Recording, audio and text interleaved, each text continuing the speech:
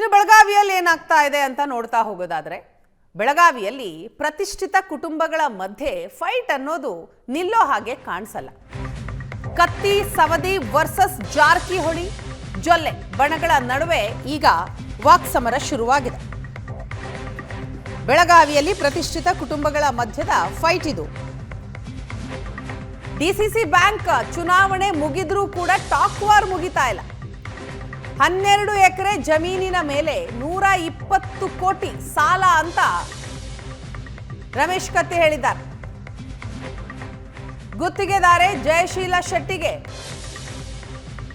DCC ಬ್ಯಾಂಕ್ನಿಂದ 120 ಕೋಟಿ ಸಾಲ ಸಿಕ್ಕಿದೆ. ಜಾರಕಿಹೊಳಿ ಫ್ಯಾಮಿಲಿ ಆಪ್ತರಾಗಿದ್ದಾರೆ ಅನ್ನೋ ಕಾರಣಕ್ಕೆ ಜಯಶೀಲ ಶೆಟ್ಟಿಗೆ ಸಾಲ ಸಿಕ್ಕಿರೋದು. ರಮೇಶ್ ಕತ್ತಿ ಆರೋಪಕ್ಕೆ ಬಾಲಚಂದ್ರ, ಅಣ್ಣಾ ಸಾಹೇಬ್ ಜೊಲ್ಲೆ ಟಾಂಗ್ ಕೂಡ ನೀಡಿದ್ದಾರೆ. ನಿಗದಿತ ಸಮಯಕ್ಕೆ ಬಡ್ಡಿ ಪಾವತಿಯೂ ಕೂಡ ಆಗ್ತಾ ಇದೆ ಅಂತ ಕೌಂಟರ್ ಕೊಟ್ಟಿದ್ದಾರೆ. ಕಮರ್ಷಿಯಲ್ ಲ್ಯಾಂಡ್ ಮೇಲೆ ಕತ್ತಿ ಫ್ಯಾಮಿಲಿಗೂ ಸಾಲ ಕೊಡಲಾಗಿದೆ. ಡಿಸಿಸಿ ಬ್ಯಾಂಕ್ನಲ್ಲಿ 15 ವರ್ಷ ನಮ್ಮದೇ ಆಡಳಿತ ಅಂತ ಹೇಳಿದ್ದ ಸವದಿ ಮತ್ತು ಕತ್ತಿ ಈಗ ಬ್ಯಾಂಕ್ ಬಗ್ಗೆ ಅಪಪ್ರಚಾರ ಮಾಡ್ತಿದ್ದಾರೆ. ಅವರಿಗೆ ಅಧಿಕಾರ ಸಿಗಲ್ಲ, ನಮ್ಮ ಅವಧಿಯಲ್ಲಿಯೇ ಬೆಳಗಾವಿ ಡಿಸಿಸಿ ಬ್ಯಾಂಕ್ ಪ್ರಗತಿ ಆಗ್ತಾ ಇದೆ ಅಂತ ಬಾಲಚಂದ್ರ ಅವರು ಕೂಡ ರಿಯಾಕ್ಟ್ ಮಾಡಿದ್ದಾರೆ. ಅವ್ರು 12 ಎಕರೆ ಜಮೀನು ಕೊಟ್ಟಿಲ್ಲ, 4 ಎಕರೆ ಜಮೀನು ಕೊಟ್ಟಿದ್ದಾರೆ.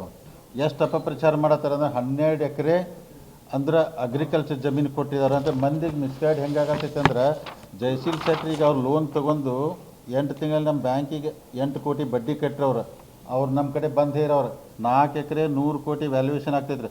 ಅಪಪ್ರಚಾರದ ಮಿತಿಮೀರಿ ಮಾಡತ್ತಾರೆ ರಮೇಶ್ ಕತ್ತಿ ಅವರು ಎಲ್ಲರೂ. ಹೊಸ ಬೋರ್ಡ್ ನವೆಂಬರ್ 10ಕ್ಕೆ ನನ್ನನ್ನು ಅಧ್ಯಕ್ಷನಾಗಿ ಮತ್ತು ರಾಜೀವ್ ಕಾಗೆ ಅವರನ್ನು ಉಪಾಧ್ಯಕ್ಷನಾಗಿ ಈಗ ಆಡಳಿತ ಚುಕ್ಕಾಣಿಯನ್ನು ಹಿಡಿದೆವು.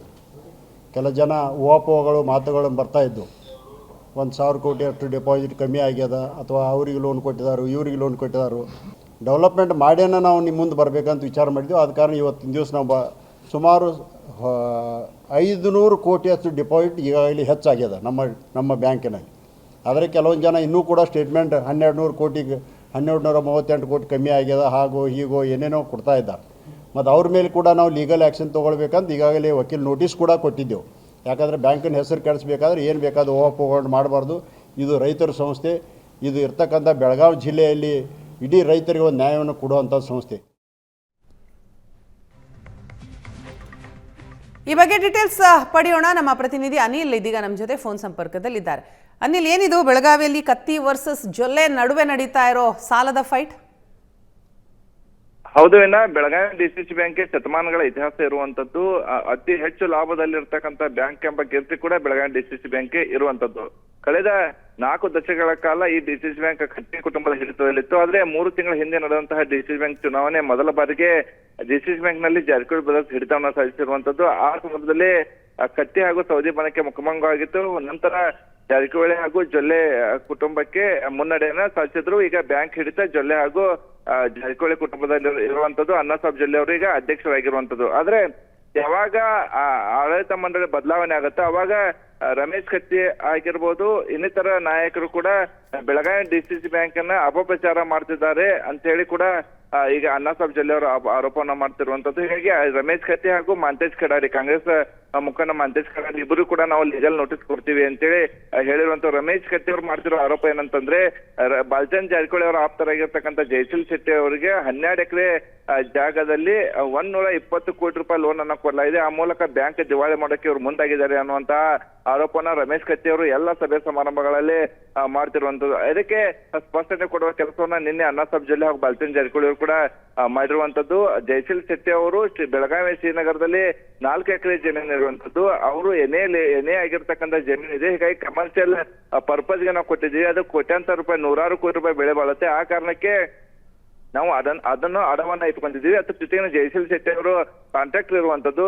ಜಲಸಂಪನ್ಮೂಲ ಇಲಾಖೆಯಿಂದ ಅವರಿಗೆ 700 ಕೋಟಿ ರೂಪಾಯಿ ಬಾಕಿ ಹಣ ಬರ್ಬೇಕಿರುವಂತದ್ದು. ಹೀಗಾಗಿ ಆ 700 ಕೋಟಿ ರೂಪಾಯಿ ಹಾಗೂ ಈ ಜಮೀನನ್ನ ಅಡ ಇಟ್ಕೊಂಡು ಅವರಿಗೆ ಲೋನ್ ಅನ್ನ ಕೊಟ್ಟಿದ್ವಿ. ಅದ್ರ ಜೊತೆಗೇನೆ ಕತ್ತಿ ಕುಟುಂಬ ಬೆಳಗಾವಿಯಲ್ಲಿ ಅತಿ ದೊಡ್ಡ ಮಾಲ್ ಅನ್ನ ನಿರ್ಮಾಣ ಮಾಡ್ತಿದ್ದೆ. ಆ ಅತಿ ದೊಡ್ಡ ಮಾಲ್ ನಿರ್ಮಾಣ ಮಾಡಕ್ಕೂ ಕೂಡ ನಾವು ಬೆಳಗಾವಿ ಡಿಸಿಸಿ ಬ್ಯಾಂಕ್ ನಿಂದ ಲೋನ್ ಅನ್ನ ತೆಗೆದುಕೊಂಡಿದ್ದಾರೆ ಅನ್ನುವಂತಹ ಮಾಹಿತಿಯನ್ನು ಕೂಡ ನೀಡುವಂತದ್ದು. ಹೀಗಾಗಿ ಕತ್ತಿ ಕುಟುಂಬ ಕೂಡ ಏನೋ ನಿಗದಿತವಾಗಿ ಬಡ್ಡಿ ಆಗ ತುಂಬ್ತಾ ಇದೆ. ಜಯಶ್ರೀ ಶೆಟ್ರು ಕೂಡ ಅದೇ ರೀತಿ ಬಡ್ಡಿಯನ್ನ ಪಾವತಿಯನ್ನು ಮಾಡ್ತಿದ್ದಾರೆ. ಹೀಗಾಗಿ ಗ್ರಾಹಕರು ಯಾವುದೇ ರೀತಿ ಆತಂಕವನ್ನ ಪಡಬಾರದು. ಬೆಳಗಾವಿ ಜಿಲ್ಲಾ ಡಿಸಿಸಿ ಬ್ಯಾಂಕ್ ಏನಿದೆ ಅದು ಬಹಳ ಸದೃಢವಾಗಿ ಮುನ್ನಡೆತಿರುವಂತದ್ದು. ನಾವು ಕೂಡ ಸಮರ್ಥವಾಗಿ ಅದನ್ನ ನಿಭಾಯಿಸುವ ಕೆಲಸವನ್ನ ಮಾಡ್ತಿದ್ದೀವಿ ಅನ್ನುವಂತ ಸ್ಪಷ್ಟನೆ ಕೊಡುವ ಮೂಲಕ ರಮೇಶ್ ಕತ್ತಿ ಹಾಗೂ ಸೌದಿ ಅವರಿಗೆ ಟಾಂಗ್ ಕೊಡುವ ಕೆಲಸವನ್ನ ನಿನ್ನೆ ಜೊಲ್ಲೆ ಹಾಗೂ ಬಾಲಚಂದ್ರ ಜಾರಕಿಹೊಳಿ ಮಾಡಿರುವಂತದ್ದು. Veena, thank you Anil.